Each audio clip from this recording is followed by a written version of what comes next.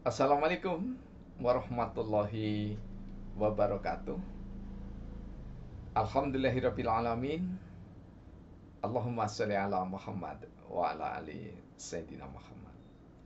Pemirsa, bersua kembali dalam kanal Hikmatologi, mengajak diri kita masing-masing berpikir, kian melembut cerdaskan hati nurani berdasar kitab suci agama kepercayaan yang kita yakini. Tentu karena kita anak bangsa Indonesia tercinta, maka menjunjung peradaban Nusantara dan Pancasila niscaya. Pemirsa, kami menjanjikan bahwa hikmatokratis atau hikmatokrasi berseri.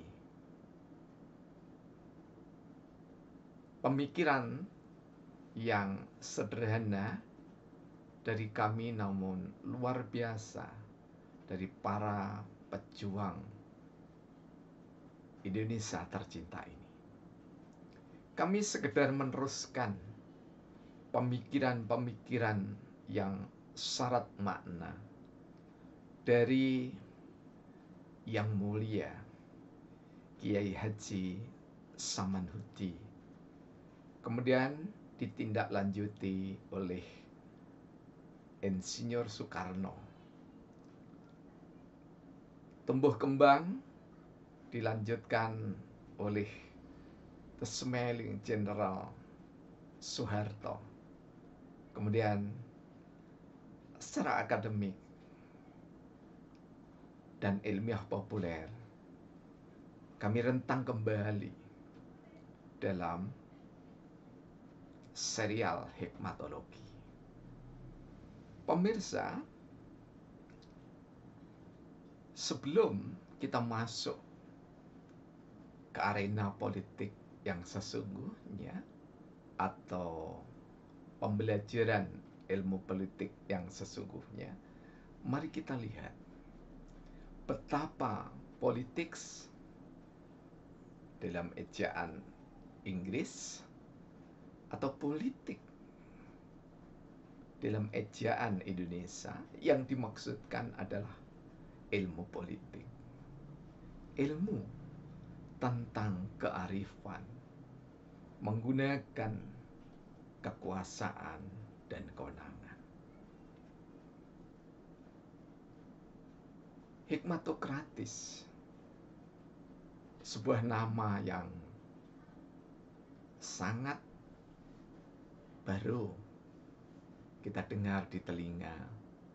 Sekali lagi kami ambil dari sila keempat Pancasila. Dan pembelajaran lewat para filsuf yang agung dari Plato, Aristoteles, bahkan sebelum itu Thales, hingga filosof-filosof kenamaan di Indonesia. Salah satunya adalah Sastra Prateja. Kemudian kami juga pernah bersahabat dengan JB Mangun Wijaya yang lebih dikenal dengan Romo Mangun.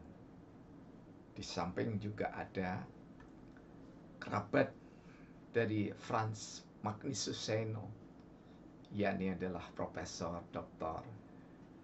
Nico Schulte Noldorf, sahabat kami yang ada di salah satu universitas Belanda, tepatnya Utrecht.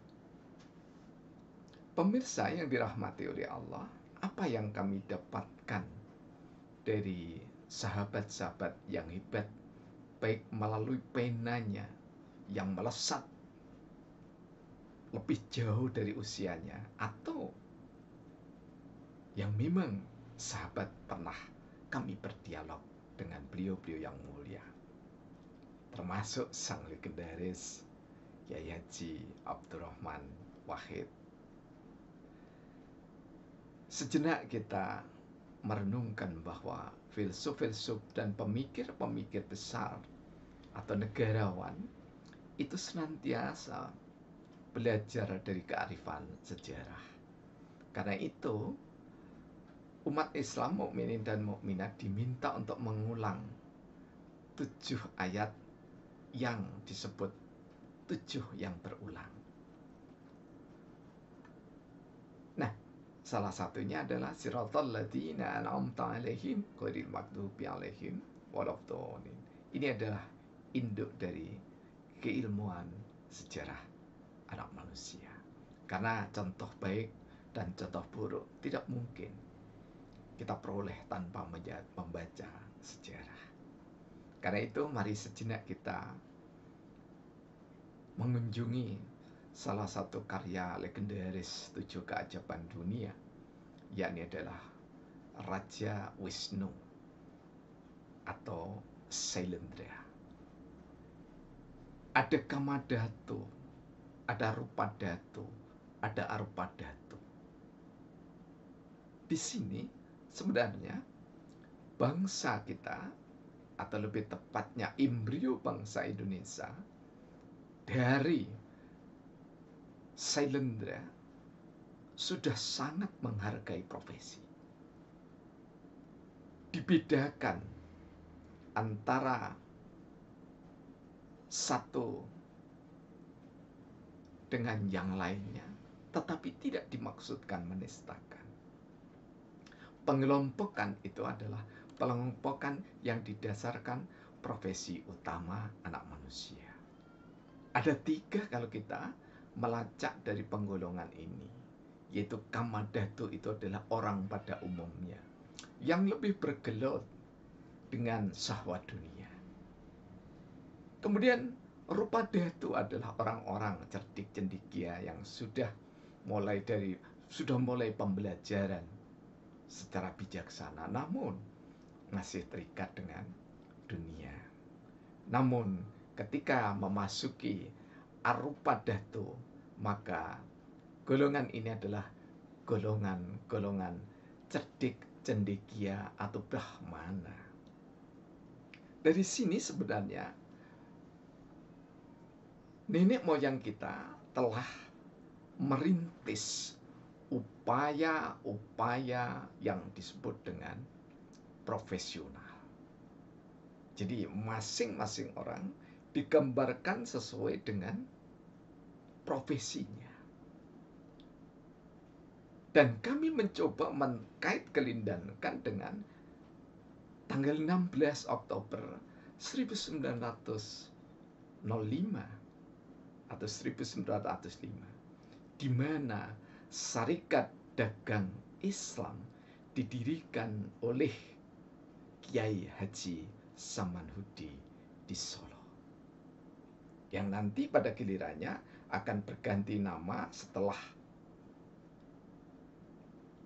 Musyawarah Besar Nasional pertama menjadi Syarikat Islam kepemimpinan jatuh pada Haji Umar Said Cokro Aminoto.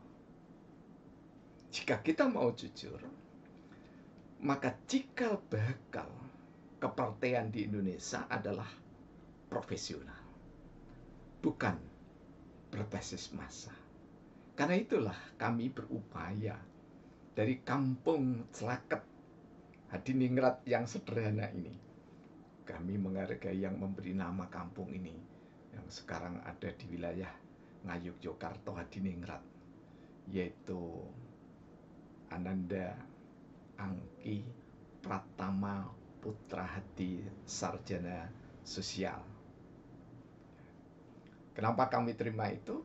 Karena dulunya Celaket yang serba merah dominan dan hijaunya itu hanya mondo-mondo, hanya sedikit-sedikit, tipis-tipis. Kemudian di era 90-an sudah menjadi benar-benar mendapatkan hidayah dari Allah Subhanahu wa taala. Karena itu kami terima nama Celaket Hadiningrat itu. Dari Celaket Hadiningrat kami menyuarakan tentang diperlukannya partai politik yang berbasis profesi. Dan kami kemas dalam syair yang ke-4343. Jadi di tahun 2018 tepatnya, pada tanggal 6 Agustus. Apa yang ingin kami sampaikan? Pernah kami sampaikan pada khutbah Jumat di tahun baru Hijriah, ya, pada tahun Masehinya 2012 di Masjid Raden Patah, yakni adalah perlunya dunia ini menata ulang. Karena apa? Sistem partai politik adalah satu-satunya organisasi modern yang tidak profesional. Sekali lagi, mohon maaf, ya, tidak perlu tersinggung para partisipan partai politik. Partai politik di dunia adalah satu-satunya organisasi modern yang tidak atau belum profesional. Alasannya sederhana. Karena semua partai politik memperebutkan dukungan massa, bukan didasarkan pada profesi. Semua harus profesional, namun satu-satunya yang kuno, kolot, tidak kekinian adalah organisasi yang disebut dengan partai politik. Bukan di Indonesia, tapi di seluruh dunia itu. Karena itu, hikmatokratis atau hikmatokrasi menawarkan partai politik berbasis profesi. Supaya apa? Supaya sistem pemilihan umum minimalis resiko, baik berkaitan dengan ekonomi, politik, sosial, dan yang lainnya, termasuk lingkungan, infrastruktur, dan yang lainnya. Karena dengan berbasis massa, maka saling berebut masing-masing pimpinan partai politik. Namun dengan berbasis profesi, masing-masing peserta pemilihan umum di tingkat manapun akan memupuk, menumbuh kembangkan profesi yang profesional di tingkat keanggotaannya.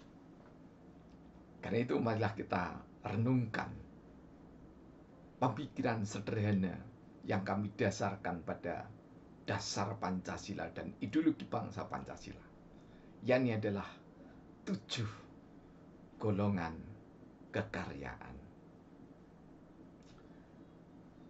Golongan kekaryaan karyawan, buruh dalam ragam pekerjaan. Golongan kekaryaan petani, peternak, nelayan dalam keragaman. Golongan kekaryaan pengusaha, pedagang dalam ragam tingkatan. Golongan kekaryaan kependidikan, ragam jenjang dan keahlian. Golongan kekaryaan rohaniawan, segala agama dan kepercayaan. Golongan kekaryaan jasa dalam lintas segala keragaman. Golongan kekaryaan militer, polisi, pegawai dalam keterwakilan. Jika kita ingin menyebut bukan golongan karya, maka atau bukan golongan kekaryaan, maka kita bisa menyebutnya dengan partai politik karyawan buruh dalam ragam pekerjaan, partai politik petani, peternak, nelayan dalam keragaman, partai pengusaha pedagang dalam ragam tingkatan, partai kependidikan dalam ragam jenjang keahlian, partai politik rohaniawan, segala agama kepercayaan, partai politik jasa dalam lintas segala keragaman, golongan kekaryaan militer, polisi, pegawai dalam keterwakilan. Semoga pengantar hikmatokrasi ini menyulut semangat kita untuk membangun peradaban seluruh negeri di bumi ini dengan partai politik berdasar profesi. Billahi taufiq wal hidayah. Assalamualaikum warahmatullahi wabarakatuh.